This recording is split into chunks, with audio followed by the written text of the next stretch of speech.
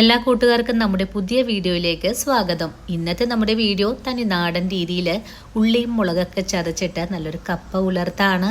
വളരെ സ്വാദിഷ്ടമായതും ആർക്കും എളുപ്പത്തിൽ തന്നെ തയ്യാറാക്കി എടുക്കാനും പറ്റുന്ന പഴയ കാല നാടൻ കറി കൂടിയാണ്. പണ്ട് കാലങ്ങളിൽ നമ്മുടെ അമ്മമാര് സ്കൂള് വിട്ടു വരുന്ന സമയത്ത് നമുക്ക് ചൂട് കട്ടൻ ചായയുടെ ഒപ്പം വിളമ്പി തന്നിരുന്ന നല്ലൊരു ടേസ്റ്റി ആയിട്ടുള്ളൊരു കപ്പ ഉലർത്തു കൂടിയാണ്. നല്ല മുളകിട്ട മീൻകറിയുടെ ഒപ്പമൊക്കെ കഴിക്കാനും മുളകിട്ട ചമ്മന്തിയുടെ ഒപ്പം വിളമ്പാനും സൂപ്പർ ടേസ്റ്റുള്ള നല്ലൊരു ഉലർത്ത് കറിയാണ്. എല്ലാവരും വീഡിയോ കണ്ട് തയ്യാറാക്കി നോക്കണേ. തയ്യാറാക്കി നോക്കുമ്പോൾ നിങ്ങൾക്ക് ഈ റെസിപ്പിയുടെ സ്വാദ് ഇഷ്ടപ്പെടുവാണെങ്കിൽ നമ്മുടെ ചാനൽ ഫോളോ ചെയ്യുന്ന കാര്യം മറക്കല്ലേ. അപ്പോൾ നമുക്കുടൻ തന്നെ നമ്മുടെ വീഡിയോ കാണാൻ പോകാം.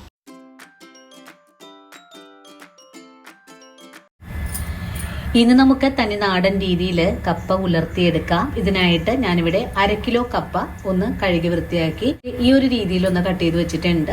ഇനി നമുക്ക് ഈ കപ്പ ഒന്ന് വേവിച്ചെടുക്കാം. വേവിച്ചെടുക്കുന്നതിനായിട്ട് ഇതിലേക്ക് ആവശ്യത്തിനുള്ള വെള്ളം ഒഴിച്ചു കൊടുക്കാം. കപ്പ നിറയെ തന്നെ വെള്ളം ഒഴിച്ചു കൊടുത്തിട്ടുണ്ട്. ഇനി നമുക്ക് ഈ വെള്ളം ഒന്ന് തിളച്ച് വരാനായിട്ട് വെയിറ്റ് ചെയ്യണം. തിളച്ച് കഴിഞ്ഞാൽ നമുക്ക് ഈ വെള്ളം ഒന്ന് ഊറ്റി മാറ്റിയതിന് ശേഷം മറ്റൊരു വെള്ളത്തിലാണ് വേവിച്ചെടുക്കേണ്ടത്.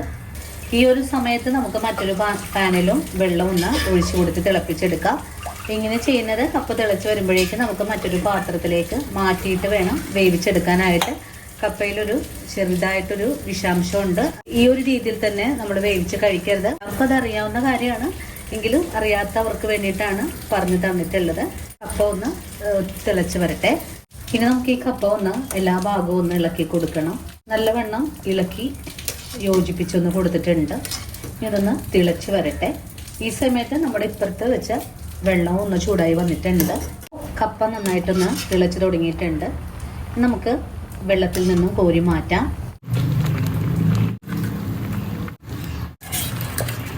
ഇനിയിപ്പോൾ കപ്പ മറ്റൊരു പാത്രത്തിലേക്ക് മാറ്റിയിട്ടുണ്ട്. ഇനി ഇതിലേക്ക് ആവശ്യത്തിനുള്ള ഉപ്പ് ചേർക്കാം. ഇപ്പൊ കപ്പ നന്നായിട്ടൊന്ന് തിളച്ച് തുടങ്ങിയിട്ടുണ്ട്. നമുക്കിതൊന്ന് ഇളക്കി യോജിപ്പിച്ച് കൊടുക്കാം. ഈ ഒരു രീതിയിലായിരിക്കണം കേട്ടോ കപ്പ വേവിച്ചെടുക്കേണ്ടത്. കപ്പ വേവിക്കുമ്പോൾ തന്നെ കുറച്ച് വെള്ളം പുറത്ത് അടുപ്പിൽ വെക്കുവാണെങ്കിൽ നമുക്ക് വളരെ എളുപ്പത്തിൽ തന്നെ കപ്പ വേവിച്ചെടുക്കാൻ സാധിക്കും.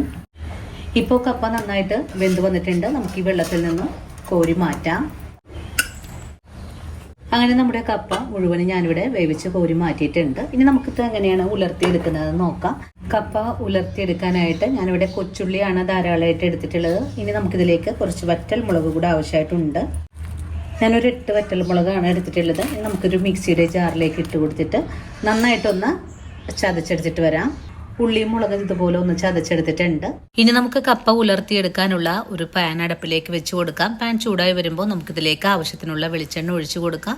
വെളിച്ചെണ്ണയും ചൂടായി കഴിഞ്ഞാൽ 1/4 ടീസ്പൂൺ അളവിലെ കടുക് ചേർത്തൊന്ന് പൊട്ടിച്ചെടുക്കാം. ഇതിപ്പോൾ നന്നായിട്ട് പൊട്ടിക്കഴിഞ്ഞിട്ടുണ്ട്. ഇനി ഇതിലേക്ക് നമ്മൾ ചതച്ചെടുത്തിട്ടുള്ള ഉള്ളിയും മുളകും കൂടി ചേർത്ത് ഇതുപോലെ ഒന്ന് മുരിയിച്ചു കൂടി എടുക്കാം. മുളകൊക്കെ നല്ലതായിട്ട് മുരിഞ്ഞു കഴിഞ്ഞാൽ എണ്ണയെല്ലാം ഒന്ന് വിട്ടുവരും. ആ ഒരു പാകത്തിന് നമുക്കിതിലേക്ക് ഒരു നുള്ളു മഞ്ഞൾപ്പൊടി ചേർക്കാം. കുറച്ചധികം തന്നെ കറിവേപ്പിലയും കൂടി ചേർത്ത് വീണ്ടും ഒന്നുകൂടി ഇളക്കി യോജിപ്പിച്ചു കൊടുക്കാം.